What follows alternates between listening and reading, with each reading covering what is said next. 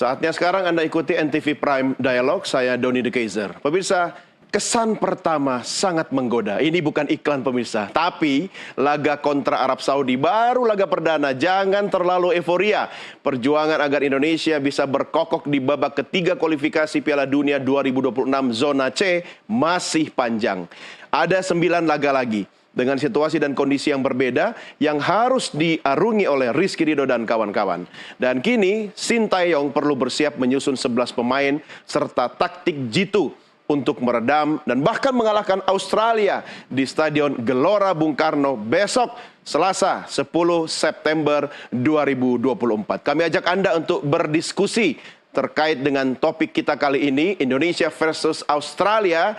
Saya sudah menghadirkan koordinator Save Our Soccer, Akmal Marhali, dan juga sudah bergabung bersama kita melalui sambungan Zoom, pengamat sepak bola Yesayas Octavianus. Bung Akmal, apa kabar? Baik, Bung Doni. Iya loh, Garuda di dada ini. Sama dengan Bung Yes. Bung Yes, apa kabar? Ya, baik-baik. Salam semuanya. Salam. Oke, baik. Sebelum kita ngobrol bertiga, saya ajak Anda berdua dan juga pemirsa, mari kita simak dulu tayangan yang berikut ini.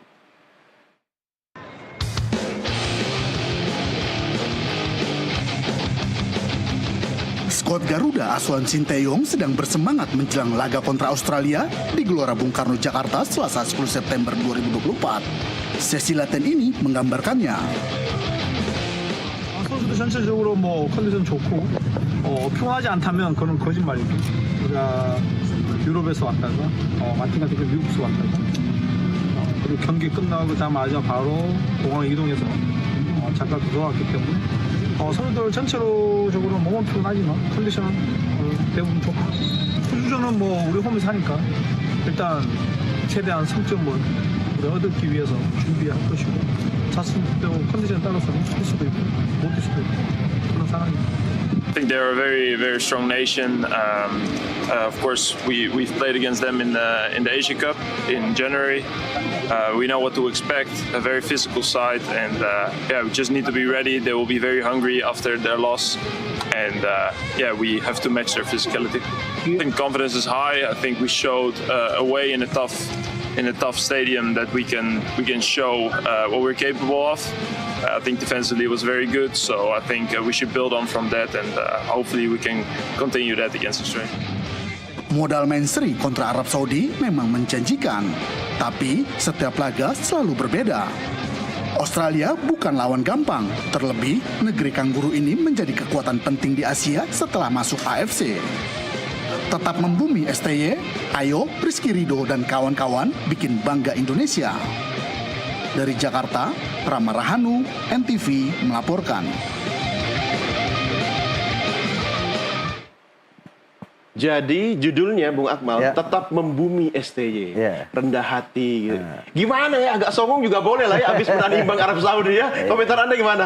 Ya, hasil yang cukup bagus ya, kita bisa menahan imbang Arab Saudi, dan ini merupakan hasil imbang kedua setelah sebelumnya tahun 2011 kita tahan imbang Arab Saudi. Tapi ini menjadi modal moral yang bagus ketika kita akan menjamu Australia, dan kebetulan Australia datang juga dalam kondisi yang tidak baik-baik saja. Baru saja dikalahkan Bahrain 1-0 gitu kan. Artinya pertandingan Indonesia melawan Australia ini akan menjadi pertandingan yang sangat sengit ya. Kalau kita lihat data dan fakta misalnya, memang kita inferior berhadapan dengan Australia. Dari total 19 pertemuan, kita hanya sekali menang, 3 kali imbang, 15 kali kalah. Satu-satunya kemenangan yang perlu dikenang dan bahkan bisa jadi stimulan buat kita adalah kemenangan yang diterima pada 28 Agustus 1981 di Stadion Gelora 10 November Surabaya.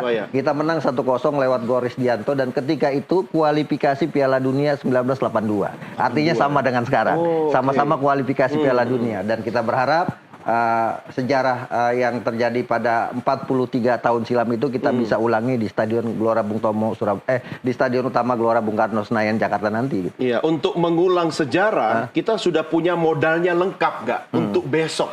Stamina, semangat, mentalitas, kita sudah di puncak atau bagaimana? Kalau mentalitas kita sudah punya, gitu kan. Kepercayaan diri sudah punya setelah kita menahan Arab Saudi.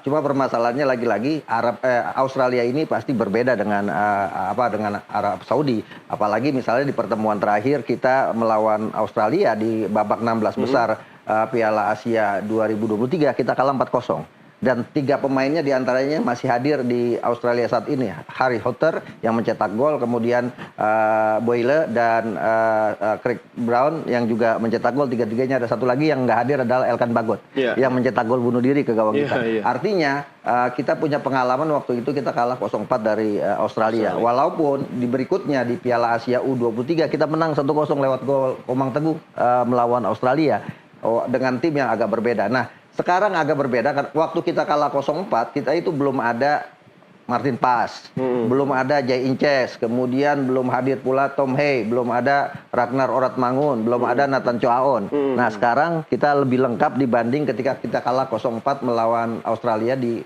Piala Asia lalu. Artinya kita punya modal untuk bisa setidaknya menandingi Australia di pertandingan kali ini. Oke, kita lebih confident lah ya, tapi catatannya jangan overconfident, betul, ya kan? Bung Yes, apa yang bisa Anda sampaikan untuk menghadapi Australia besok? Iya, pertama-tama saya sampaikan selamat ya buat tim nasional kita karena sukses mencuri 1 poin di kandang Arab Saudi. Nah, menghadapi Australia ini, poin yang paling menentukan nanti adalah jangan sampai overconfidence. Ini poin yang sangat menentukan secara non-teknis. Karena perjalanan kita itu masih jauh. Dan hasil imbang 1-1 Arab Saudi itu memang luar biasa. Tetapi itu belum berakhir. Itu awal dari perjalanan panjang kita. Nah, untuk itu kita harus menjadikan modal itu untuk menata pertandingan-pertandingan berikut termasuk hari Selasa esok ini dengan penampilan yang terbaik. Tidak overconfidence itu artinya kita tetap konsisten bermain dengan irama kita sesuai dengan apa yang disampaikan, diinginkan oleh Shin Tae-yong. Nah, ini saya agak ragu kalau pemain-pemain kita yang kebanyakan mayoritas dari Eropa, lebih khusus Belanda ini, mereka terlalu percaya diri. Saya kira boleh-boleh saja, tetapi kalau itu berlebihan ini menjadi bumerang.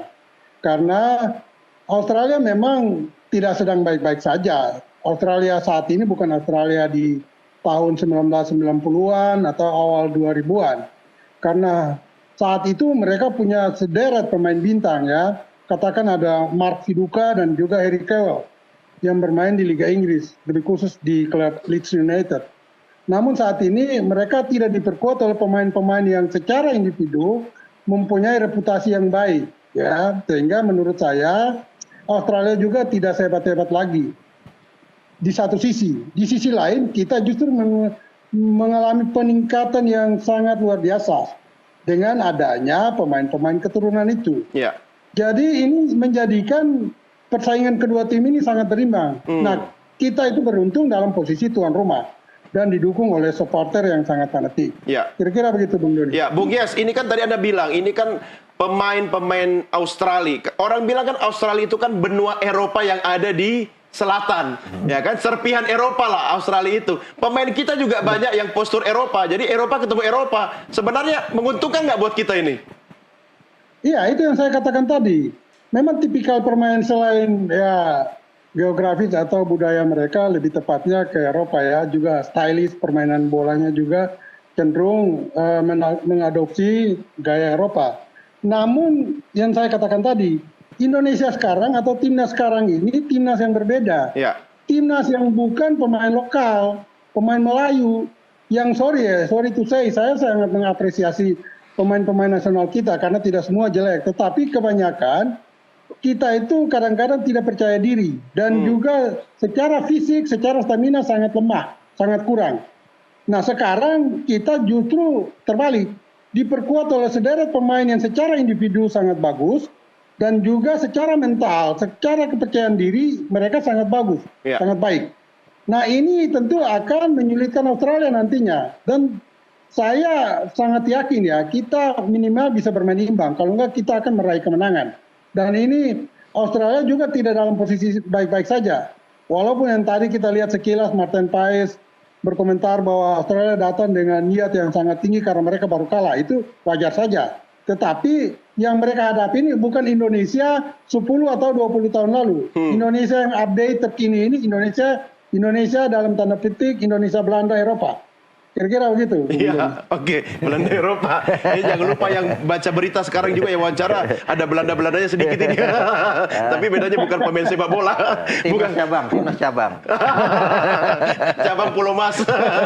Bung Akmal, Ya. ini apa STY akan pakai strategi yang samakah ketika melawan Arab Saudi? Kalau kita kaitkan dengan pemain-pemain kita ditambah stamina yang mungkin posisi puncak, ditambah aspek dukungan supporter. Ya. Ini kan pemain kita banyak yang mental bulldozer kan? Ya. Penyerang begitu kan? Nah, Anda mappingnya gimana? Kalau saya ngelihat dari taktik strategi Sintayong sejauh ini ketika berhadapan dengan tim-tim yang punya level di atas, maka dia akan menggunakan pertahanan kompleks defense dengan 5 pemain belakang ya, dengan pola 5-4-1, kemudian bisa bermetamorfosa ketika menyerang menjadi 3-4-3 gitu. Itu yang selama ini dilakukan oleh Sintayong. Tapi Sintayong saya pikir sudah belajar dari 2 pertemuan dengan Australia. Pertama ketika kita kalah 0-4 di Piala Asia 2023, kemudian ketika kita menang 1-0 melawan Australia di Piala Asia U23 dengan materi pemain yang ada di tim nasional Indonesia saat ini hampir mirip gitu kan. Nah, ini yang kemudian mungkin akan jadi bahan evaluasi, dan juga tim analis dari Sintayong akan melakukan sejauh mana kekuatan dari Australia saat ini. Australia dirugikan dengan tidak mainnya Koscielny ya, striker mereka yang kemarin melakukan tendangan cukup fatal ke bagian dada dari pemain Bahrain yang kemudian di kartu merah. Tapi mereka dengan ambisi besar untuk bisa menang datangkan John Irdel, pemain dari Denmark yang diharapkan bisa menggantikan peran dari Koscielny. Tapi kalau dari segi materi pemain sejauh ini yang saya lihat lawan Bahrain, Australia agak lemah dalam transisi ketika menyerang gitu kan. Nah, itu pun yang kemudian waktu saya lihat dan analisa ketika melawan Indonesia di Piala Asia 2023, Australia tidak bermain dengan high press. Mereka hanya menunggu kesalahan Indonesia ketika itu. Indonesia salah baru kemudian diserang. Beda ketika berhadapan dengan Jepang. Jepang bagaimana main high press kemudian menyerang total Indonesia. Kenapa? Mereka underdogin Indonesia atau bagaimana? Bukan, karena mereka memahami bahwa kalau mereka bermain dengan high press, mereka akan kelelahan pastinya. Apalagi akan main di Indonesia nantinya kan. Nah, ini kan yang terjadi. Saya ingat 2 pengalaman yang menarik adalah ketika kita mengalahkan Australia 1-0 pada 1981, 28 Agustus 1981, kita main sore hari waktu itu. Karena tujuannya adalah agar Australia kelelahan secara fisik main di cuaca panas Stadion Gelora 10 November Surabaya. Sama kejadiannya ketika kita main di Liga Champion Asia waktu itu Persik Kediri main jam 12 siang di Stadion Manan Solo mengalahkan Sydney FC. Artinya tadinya saya berpikir kita main siang juga nih untuk menghadapi Australia. Cuma bedanya sekarang pemain kita banyakan yang di Eropa juga. Iya kan? Artinya kalau kita terdampak juga. Iya, kalau itu sudah terdampak ketika kita kemarin kalah 0-2 dari Irak. Kita usaha main sore, ternyata pemain kita kelelahan juga karena rata-rata main di Eropa. Nah, ini problem-problem ini pastinya akan dievaluasi oleh Sintayong dan akan dilakukan cara-cara untuk bisa bagaimana mengalahkan Australia. Kita terakhir di Stadion Utama Gelora Bung Karno Senayan Jakarta kita menahan imbang Korea 0-0. Menahan imbang Australia 0-0. Ketika itu yang saya ingat 28 Januari 2009 kualifikasi Piala Asia 2011, pelatihnya Benny Dolo, dan waktu itu Australia pelatihnya Verbeek, kita tahan 0-0, tapi kemudian kita di Australia kalah 0-1 dan kita gagal lolos Piala Asia. Artinya kita punya pengalaman juga main di GBK. Kalau Bung Yes tadi katakan bahwa kemungkinan kita bisa tahan imbang Australia, kemungkinan besar ada. Tapi dengan materi pemain yang ada saat ini, ya kita harus punya optimisme. Kita harus bisa memenangkan pertandingan ini. Karena kalau kita menang, langkah kita ke depan melawan 2 lawan yang menjadi rival terberat kita untuk di kualifikasi Piala Dunia ini, Bahrain dan Cina, itu akan mental kita akan semakin meningkat tentunya. Gitu. Ini 2 klub Eropa numpang main di GBK ini betul. Tapi gini Bung Akmal, saya menduga yang waktu lawan Arab Saudi itu kan dari babak pertama main play safe dulu, aman. Tapi ternyata kan sudah hajar gitu kan. Dan kita bisa bobol pertama kan di babak pertama gol kan. Nah, apakah akan menggunakan cara yang sama, taktik sama ketika menghadapi Australia dengan mental yang berbeda Australia sekarang ini, kena habis dilibas sama Bahrain kan? Iya, yang kalau saya lihat kan gini, kita ada keuntungan ketika kita imbang Arab Saudi 1-1, karena ketika itu saya melihat Arab Saudi tidak main seperti gaya main Arab Saudi. Yang pertama ada masalah internal di tubuh tim, di mana belakangan para pemain itu tidak percaya dengan Roberto Mancini sebagai pelatih, dan itu pelatih-pelatih Eropa yang kelas dunia itu selalu bermasalah di Arab Saudi. Sebagai contoh, Frank Rijkaard. Waktu ditangani Frank Rijkaard juga, Indonesia bisa tahan Arab Saudi 0-0 di Shah Alam Malaysia pada 2011. Padahal dia adalah juara Eropa, Frank Rijkaard. Begitu juga Mancini. Nah, ini yang diuntungkan waktu kita melawan Arab Saudi kemarin, karena internal dari Arab Saudi sedang tidak bagus. Mancini mengeluhkan terlalu banyak pemain asing yang main di Liga Arab, sehingga membuat pemain-pemain utama mereka tidak banyak jam bermain, sehingga kondisi fisik dan juga atmosfer kompetisinya tidak kelihatan. Dan Arab Saudi kita lihat main dari babak pertama sampai 20 menit awal tidak bermain bola, mereka jalan-jalan sebagainya, banyak jatuh dan sebagainya. Ini problem yang kita dapat ambil keuntungan. Nah, beda dengan Australia saat ini menurut saya yang harus dibedakan. Australia ini dengan 24 pemain yang dibawa, hanya 2 pemain yang main di liga lokal, yakni main di Perth dan juga main di Melbourne. Selebihnya main di Eropa. Dan artinya sama dengan pemain-pemain kita. Kita punya total 14 pemain yang main di luar negeri. Artinya mereka punya jam terbang yang lebih tinggi dibandingkan misalnya dengan pemain-pemain Arab Saudi yang mayoritas main di di liga lokal mereka. Nah, ini kan akan juga menjadi salah satu handicap yang bisa membuat kita agak sedikit berat untuk menghadapi Australia saat ini, ditambah mereka posturnya lebih tinggi-tinggi. Nah, walaupun kita udah punya kita juga kita punya Martin Paes itu berapa? 2 meter apa? Punya Martin Paes, punya Jay Inces. Cuma permasalahannya apakah kita bisa konsisten selama 90 menit. Nah, ini problemnya yang akan kita hadapi. Kalau tadi terlalu percaya diri, ya bisa jadi overconfident. Nah, ini bahaya karena biasanya kita lihat waktu kita kalah 4-0 lawan Australia, itu gol-golnya semua bola-bola horizontal, bola-bola crossing yang kemudian dimaksimalkan oleh Hotter, oleh kemudian Brown dan juga oleh Boyle, termasuk bunuh diri yang dilakukan oleh Elkan Bagot ketika itu. Nah, ini yang harus diantisipasi. Percaya diri boleh, tapi jangan over percaya diri. Oke, Bung Yes, Bung Akmal, kita rehat sejenak. Kita lanjutkan setelah azan maghrib diskusi kita ya. Pemirsa, kami segera kembali setelah kumandang azan maghrib untuk Jakarta dan sekitarnya berikut ini. Tetap bersama kami.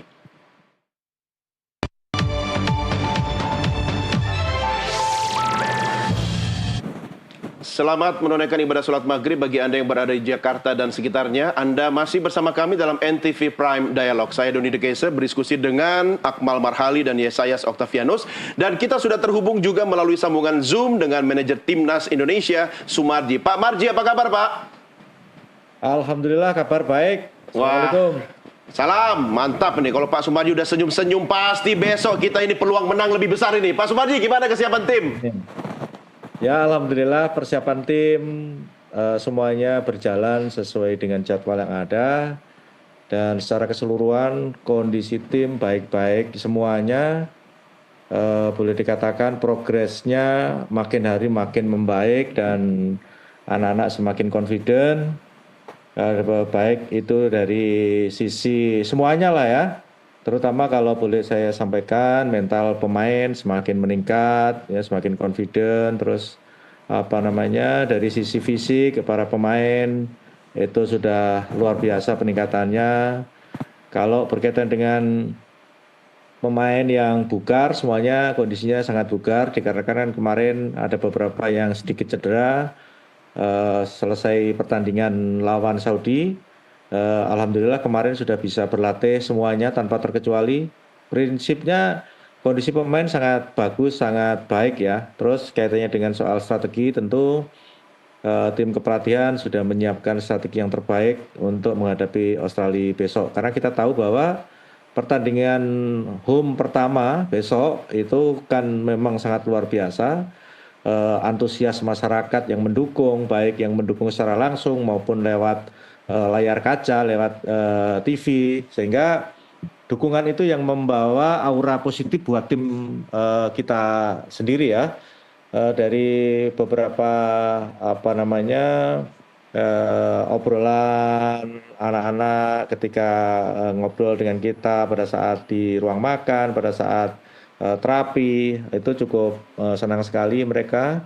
Dan mereka benar-benar bangga sekali bisa menjadi bagian terpenting di Republik ini, terutama bagaimana mereka bisa membanggakan bangsa dan negara. Tidak melihat itu pemain diaspora dan juga yang bukan, semuanya kondisinya melihat antusias masyarakat yang sangat luar biasa seperti ini, bangga banget gitu, senang banget.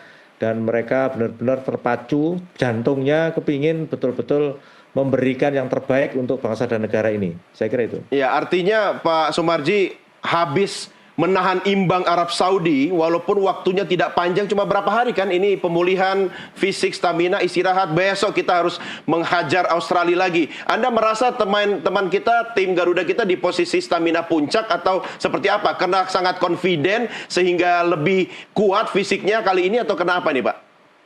Jadi kalau berbicara kaitannya dengan fisik, para pemain ini kan boleh dikatakan kemarin ada beberapa evaluasi catatan yang baik. Catatan itu baik kita dapatkan, kita evaluasi, kita analisa ketika melawan Arab, dan juga ada catatan juga Pak Ketua Umum juga memberikan catatan-catatan tersendiri untuk bisa dievaluasi dan disampaikan kepada para pemain. Ya intinya catatan-catatan itu sangat positif dan hal-hal yang memang perlu ada penyempurnaan disempurnakan dan sudah dijalankan. Pada intinya kalau kita ngomong puncak belum puncak. Kenapa? Karena kita baru ketemu itu beberapa hari ya. Ya. Terus walaupun belum puncak tetapi makin hari itu makin bertambah dan itu progres yang sangat bagus, sangat baik seperti tadi di awal saya sampaikan. Progresnya anak-anak ini semakin baik dan sangat menggembirakan gitu. Jujur saya bangga bisa berada di tengah anak-anak dan bisa sedikit memberikan motivasi kepada para pemain sehingga itu bagian yang betul-betul membuat rasa senang kita di tim itu berada sama-sama untuk bisa memberikan yang terbaik untuk bangsa dan negara ini. Oke, ini kabar baik dari Pak Sumarji. Walaupun kata Bung Akmal pemain tidak boleh overconfidence, saya yang overconfidence sekarang. Boleh dong ya, sah-sah saja. Tapi sebelum kita lanjutkan dialog, saya ajak Anda semua dan pemirsa, mari kita simak tayangan grafis berikut ini. Ya, yang pertama pemirsa, kita lihat dulu. Ini tim Australia dengan pelatih Graham Arnold ya, berada di peringkat ke-25 FIFA, mendapat julukan Socceroos. Benar ya nyebutnya ya? Socceroos ya. Socceroos. Ada 12 pemain keturunan mereka, campur tuh. Ada yang keturunan Sudan, Siprus, Scotland, kemudian Afrika Selatan, Jamaika dan juga Burundi. Mereka sudah berpartisipasi dalam Piala Dunia sejak tahun 1974, 2006, 2010, 2014, 2018 dan 2022. Ya, sementara kalau kita bandingkan ya dengan Timnas Garuda, kebanggaan Indonesia, pelatih kita Sintayong atau orang Betawi bilang Kramat Sintayong STY berada di peringkat 133 ya, kemudian dapat julukan Garuda. Pemain kita juga sama ya Bung Akmal ya, ada domestik dan juga ada pemain naturalisasi. Dan kita sudah berpartisipasi sejak sebelum jadi Republik Indonesia, masih mewakili Hindia Belanda dalam Piala Dunia tahun 1938. Ya, walaupun sebagai undangan ya, Bung Akmal ya, tapi kita sudah mulai pemanasan lah ya waktu itu ya. Oke, kita lihat lagi grafis berikutnya pemirsa. Ini kira-kira susunan pemain. Nanti Pak Sumarji yang akan mengonfirmasi ya, mudah-mudahan kita bisa mendapat bocoran. Ini kalau ini dari Australia. Ya, dari Australia. Bung Akmal, ada yang bisa dikomentari soal pemain Australia? Iya, yang pasti Kuseniengi tidak bisa main seperti yang ada di gambar itu karena kartu merah, kemungkinan posisinya digantikan oleh John Irdal ya. Tapi dari materi ini rata-rata pemain-pemain yang main di Eropa semuanya ya, termasuk Matteo Ryan ini pemain AS Roma, kemudian juga ada Jackson Irvine yang juga main di Eropa. Artinya ini pemain-pemain yang punya jam terbang cukup tinggi di luar negeri dan menjadi andalan utama Australia. Kalau kita bicara tadi, Australia 6 kali lolos Piala Dunia kan. Ya. 2 diantaranya lolos 16 besar pada 2006 dan 2014. Betul. Saya ingat karena kebetulan saya ikut meliput di sana waktu itu. Artinya mantap. Ini lawan yang cukup berat buat kita, tapi tidak ada yang tidak mungkin. Ya, ini lawan tangguh, tetapi kita juga tangguh. Betul. Dan kalau saya ingin kilas balik seperti tadi kita pernah tampil Piala Dunia 1938 walaupun namanya ketika itu Dutch East Indies ya, dengan nama Hindia Belanda, tapi kilas baliknya adalah materi pemainnya hampir sama. Waktu itu banyak juga pemain-pemain keturunan yang main di sana kan. Nah sekarang ada, dan kita berharap semoga ini bagian dari siklus kebangkitan sepak bola kita bisa napak tilas 1938 menuju 2026. Apalagi kalau kita lihat sekarang ini yang menarik dari timnas sekarang ini di bawah kepemimpinan Pak Marji ini kan maintenance-nya cukup bagus itu, jadwal kompetisi jadwal uji cobanya dengan lawan-lawan yang cukup bergengsi, kemudian pemanggilan pemain dan sebagainya. Dan saya pikir ini momentum untuk kebangkitan sepak bola. Jadi ke depan kita berharap sepak bola kita itu lebih banyak prestasinya dibanding masalahnya. Oh iya pasti. Tapi jangan lupa walaupun sama-sama body Eropa, pemain kita lebih oke. Kenapa? Jamunya beda. Pemain Australia nggak ada minum jamu. Bung Yas, ini bermain di kandang sendiri pasti aspek dukungan dari supporter pasti sangat berpengaruh secara mentalitas pemain. Catatan Anda seperti apa? Iya, kita kenal bahwa supporter kita memang sangat fanatik ya. Itu bukan hal yang baru lagi. Nah, mungkin supporter kita ini juga harus menyadari ini partai yang sangat penting ya untuk kelanjutan prestasi tim sepak bola kita di kancah dunia. Sehingga sebaiknya nanti ketika kita menjadi tuan rumah dalam 5 pertandingan home, bersikaplah dengan elok ya, dalam arti bahwa jangan sampai berlebihan mendukung tim nasional kita, lalu melakukan tindakan-tindakan atau perbuatan anarkis. Karena ini akibatnya sangat fatal.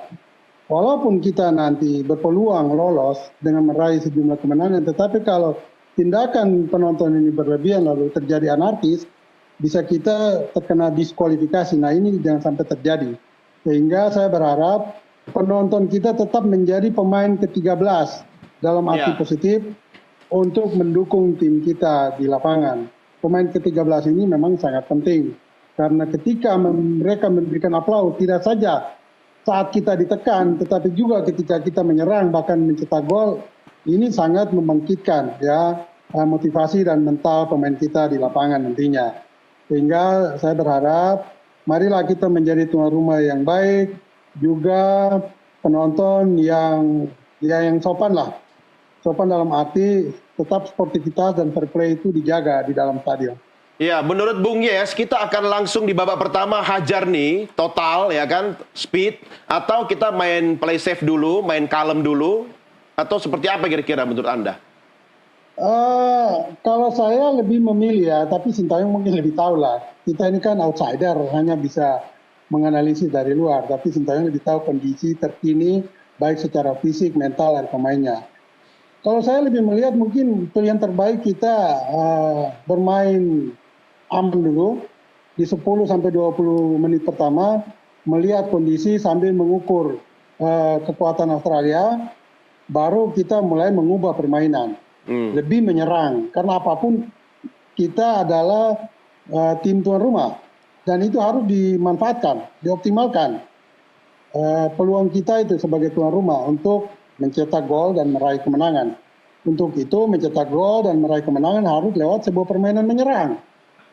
Ya, kalau kita tidak bisa menyerang, artinya persentase permainan kita itu menyerang 70% itu sangat ideal. Tetapi kalau kita hanya melakukan serangan dengan 60%, bahkan lewat hanya counter attack, peluang untuk meraih gol dan kemenangan itu sangat tipis.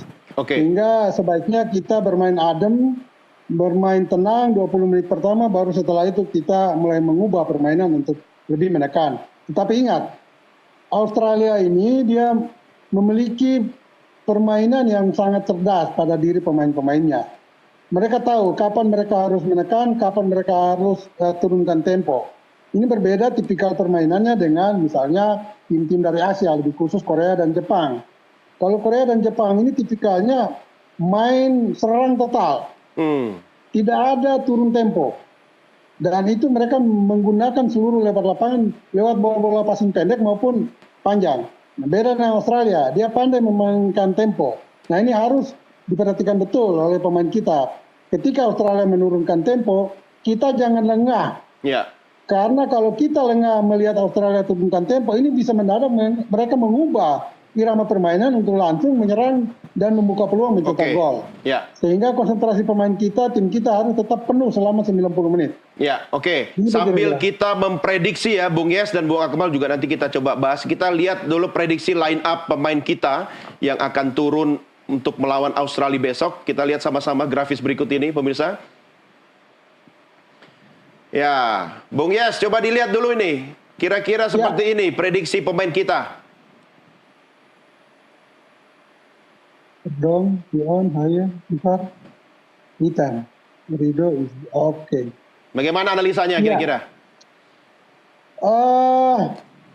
Saya bukan tidak mengapresiasi kemampuan kelebihan Witan, tetapi tentu Sintayong juga punya alasan tersendiri untuk langsung menjadikan Witan sebagai starting line up ya. Karena di posisi Witan ini kita lihat dia bisa lebih banyak kelebihannya untuk menyerang. Kalau bertahan tidaklah.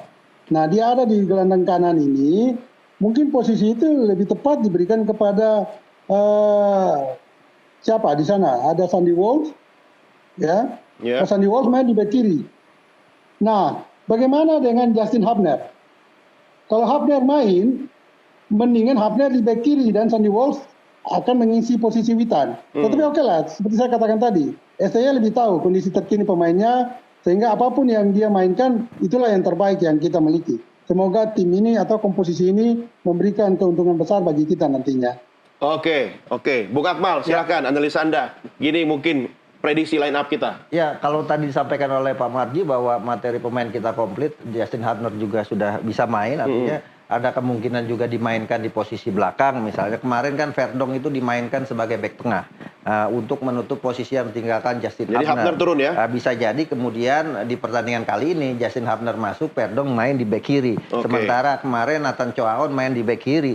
Bisa jadi Nathan Acon akan ditarik ke tengah untuk mengisi posisi gelandang bertahan. Karena sejauh ini perannya sebagai gelandang bertahan cukup bagus sekali. Mungkin hanya itu yang ada perubahan. Selebihnya saya pikir dengan don't change the winning team yang kemarin melawan Arab Saudi dengan materi 11 pemain starting line up pertamanya seperti kemarin itu saya pikir tidak akan banyak terjadi perubahan ya.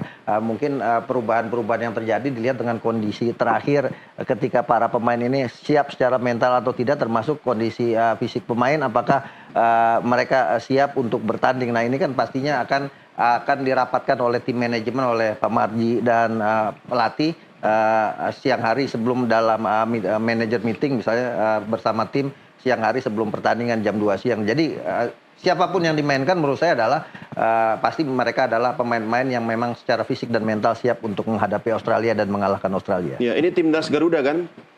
Iya. Bukan Belanda KW. Kurang satu ini Pak Sumarji, harusnya ada satu Doni de Keizer di situ. Belanda KW juga itu. Oke lah, itu yang lebih tahu STY. Ya, kita menaruh harapan pada STY. Tapi kan dukungan Anda semua akan memberikan semangat bagi pemain kita. Cuma Pak Sumarji, saya pengen tahu juga, ini bagaimana pemain-pemain kita dikelola mentalitasnya. Karena kalau main di kandang sendiri itu walaupun kita larang overconfident, pasti akan lebih confident begitu kan. Ditambah lagi Pak Sumarji, tiket sudah sold out, ludes gitu. Apa strateginya nih Pak Sumarji? Ya, jadi untuk menjaga konsistensi para pemain supaya satu tidak overconfident, ya salah satu cara yang paling tepat adalah selalu memberikan motivasi kepada para pemain dan diingatkan. Dan itu sudah dijalankan di setiap pertemuan-pertemuan. Karena kita tahu kalau overconfident itu juga akhirnya hasilnya juga tidak baik gitu. Overconfident, apalagi sampai ada hal yang meremehkan lawan, itu apalagi lebih parah. Tetapi kalau kaitannya dengan pertandingan besok, yang selalu kita ingatkan kepada para pemain adalah konsisten dalam menjaga mental sesuai dengan apa yang diarahkan oleh kita. Itu. Ya, untuk menjaga mental itu ada aktivitas yang dilakukan nggak, Pak, oleh manajemen timnas kita? Ya, secara otomatis tahapannya ada. Tahapannya ada. Jadi kan memang setiap pertemuan ya, pertemuan-pertemuan di classroom, pada meeting tim, video analis, terus di lapangan itu semua disampaikan berkaitan dengan menguatkan mental agar supaya konsisten dalam menjalankan tugas dengan disiplin, penuh tanggung jawab, dan tentunya fokus seperti itu. Mereka boleh ketemu keluarga masing-masing nggak, Pak Sumarji? Selama TC ini, alhamdulillah mereka kalaupun misalkan ada keluarga, itu memang kita siapkan tempat tersendiri. Tempat tersendiri maksudnya apa ini, Pak? Kenapa? Tempat tersendiri maksudnya apa ini? Ada ruang tersendiri, ada ruang untuk ketemu keluarga gitu ya? Tapi ya anak-anak ini alhamdulillah kan juga disiplin menjaga dirinya, sehingga juga tidak ada yang aneh-aneh gitu. Ya, dari semua pemain akan turun besok, kira-kira apakah ada yang kemudian 1-2 yang mengalami satu degradasi mental, mungkin kena aspek pribadi, keluarga gitu, yang bisa dibaca oleh manajemen atau pelatih kira-kira, Pak? Gak ada, semuanya clear and clean. Gak ada.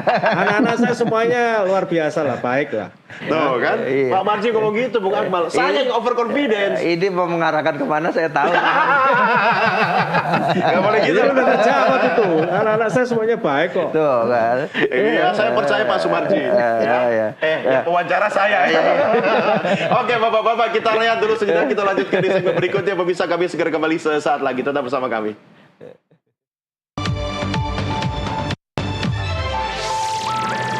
Terima kasih masih bersama kami, pemirsa. Kita lanjutkan diskusi kita. Saya kembali ke Bung Akmal. Bung Akmal, ini yang kita hadapi ini bukan kaleng-kaleng Australia. Tetapi kan keuntungan, saya anggap keuntungan. Kenapa? Sebelumnya Australia habis dihajar sama Bahrain. Iya, betul. Ya kan? Itu sebuah keuntungan buat kita. Atau sebenarnya Australia hanya menyimpan energi saja. Dia tidak mau habis-habisan energi. Jadi dia simpan untuk pertandingan-pertandingan berikutnya. Justru posisi kursinya Graham Arnold lagi panas ini. Gara-gara mereka tidak menyangka bisa kalah dari Bahrain.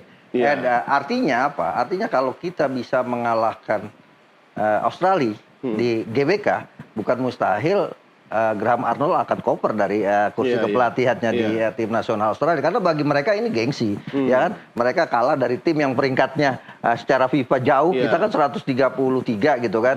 Kita kayaknya memanfaatkan ini masalah internal. Kayak kemarin Mancini juga kan lagi banyak gosip kan. Artinya kan ini yang kemudian kemarin mereka kalah, mereka punya tekanan psikologis untuk berhadapan dengan Indonesia. Nah, ini modal buat kita gitu kan, di mana para pemain Australia saat ini secara psikologis tertekan setelah mereka kalah di kandang lagi. Itu kan kekalahan yang sangat memalukan buat mereka, apalagi kalau dari posisi mereka kan salah satu tim yang diunggulkan untuk bisa lolos langsung ke Piala Dunia ini kan, bersama dengan Jepang. Nah, kondisi moral mereka yang sedang ambruk ini kita harapkan bisa menjadi keuntungan buat Katanya kita. ada pemain yang meninggalkan Australia, Nestori siapa? Eran Kunda. Iya, itu dia main di Bayern Munchen kan, Bayern Munchen 2 gitu kan, tim muda pemain usia 18 tahun.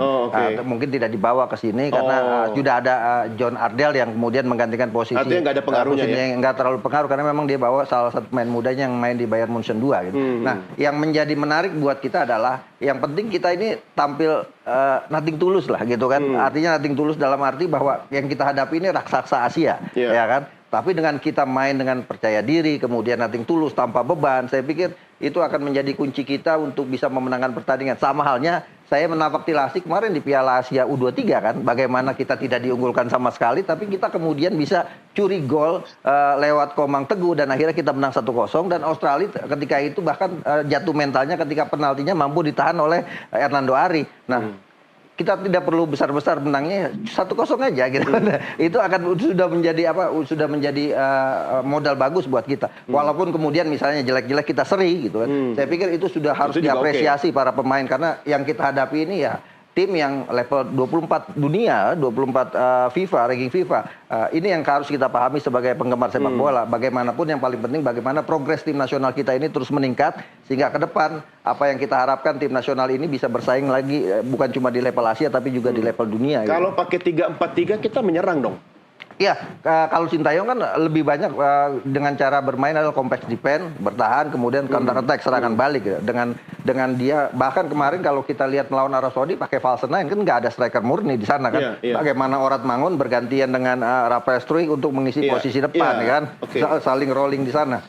Dan saya pikir strategi ini akan mirip masih disampaikan Akan sama yang dipakai di dipakai Australia oleh besok. Sintayong di pertandingan ini menurut saya. Oke, kalau Bung Yas sendiri Anda menganalisa kira-kira strategi apa yang akan dipakai oleh STY? Karena STY juga bilang kemarin akan ada kejutan. Kejutan apa sih? Apakah di lapangan atau kejutan formasi atau saya nggak tahu. Kira-kira Anda membacanya seperti apa, Bung Yas? Ya, Bung Doni, sorry, saya harus kembali dulu ke yang tadi itu. Itu ilustrasi susunan pemain itu didapat dari mana? Dari timnas atau dibikin oleh Nusantara TV? Ya, ini prediksi dari redaksi NTV, Bung Yes. Oh ya. Ya. Kalau prediksi, menurut saya ada keliru di sana karena Sandy Walsh itu kalau main di posisi kiri itu tidak pernah dimainkan Oke. di situ. Sehingga lebih tepat ada Justin Hubner di sana. Ya. Kalaupun Sandy Walsh memang harus dimainkan, dia harus menggeser Witan Sulaiman ya di kanan karena dia sudah membuktikan dia punya naluri menyerang yang cukup baik. Oke. Dan gol tunggal itu lahir dari dia walaupun tidak mutlak ya. Sementara di gelandang tidak mungkin dia menumpuk Calvin Verdong dan Nathan Chuaon di lini tengah secara bersamaan. Mungkin ada pemain lain yang bisa dimainkan di sana. Katakan saja Sein Patinama atau mungkin ya Marcelino Ferdinand. Oke. Tapi oke lah, kembali ke pertanyaan Bung Doni tadi apa? Ya, kalau Sorry. soal grafis tadi yang saya marahin nanti produser saya, Bung Yes. Dia salah gambar itu. Oke, lanjut, Bung Yes. Ya, jadi itu sedikit koreksi. Jadi saya berharap ya pertandingan lawan Australia ini, seperti saya katakan tadi, kita minimal harus dan terburuk itu draw. Oke. Kenapa?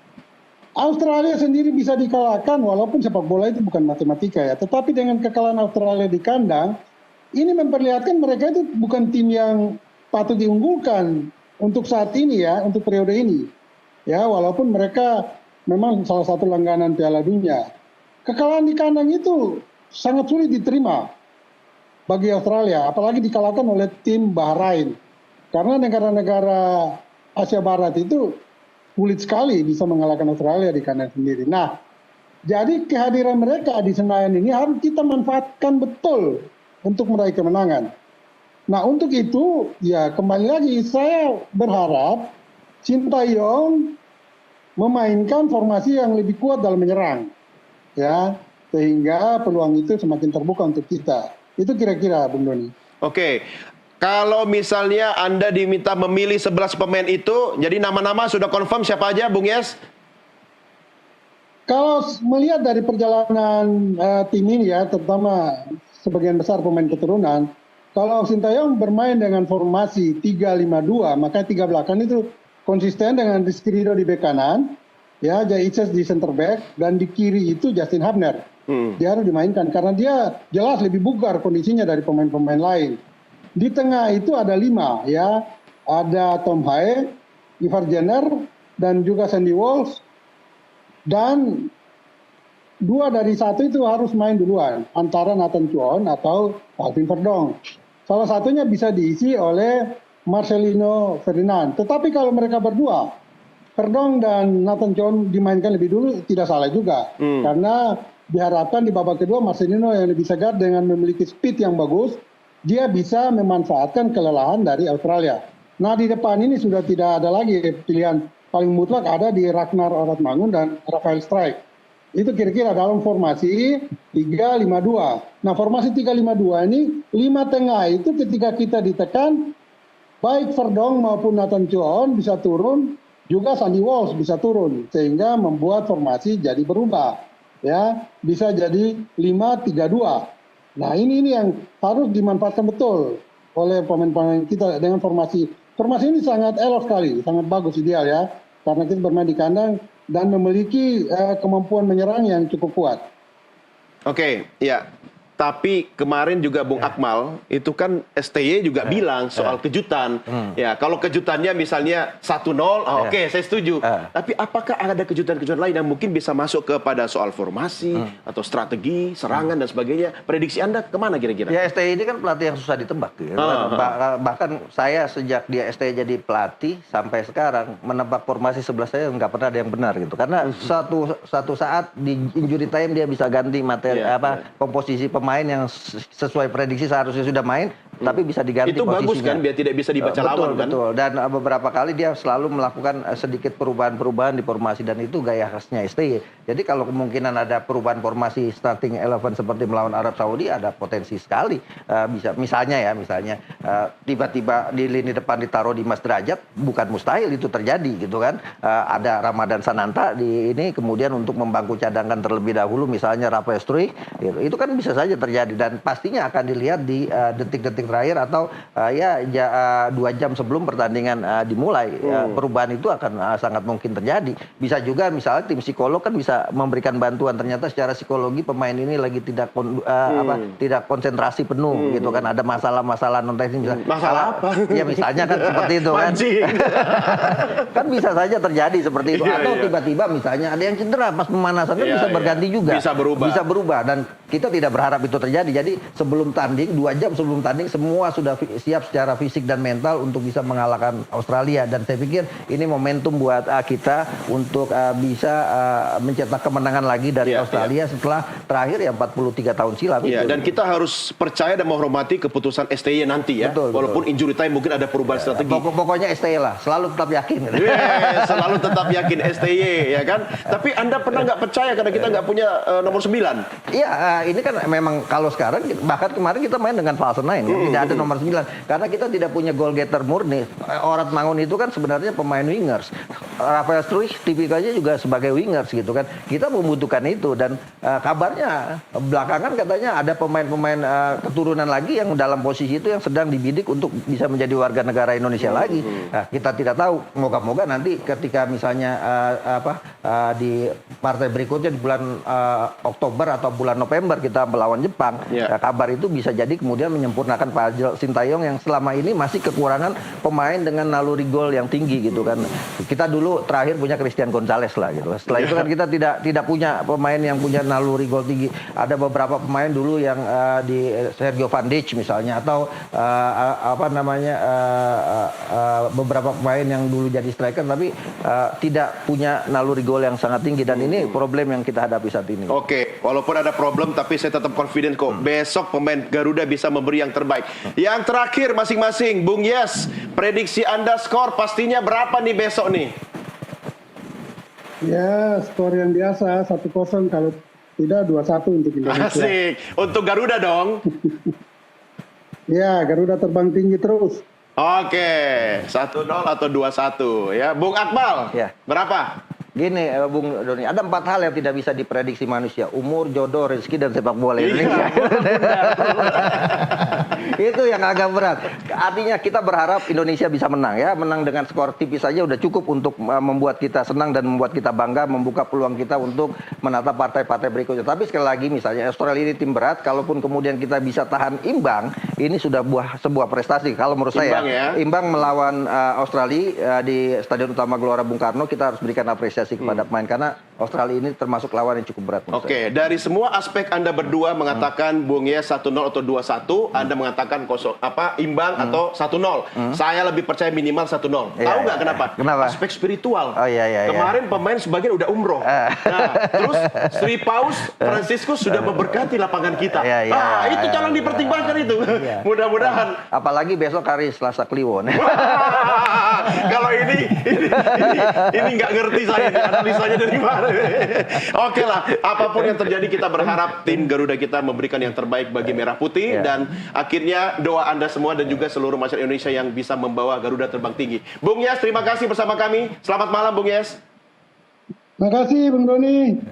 Ya, terima kasih. Baik, Bung Akmal terima kasih juga bersama kami. Sampai ketemu lagi di dialog berikutnya. Dan pemirsa, kami akhiri sampai di sini diskusi kita di paruh pertama NTV Prime Dialog. Jangan kemana-mana, sesaat lagi kami masih segera kembali untuk menyampaikan NTV Prime. Tetap bersama kami.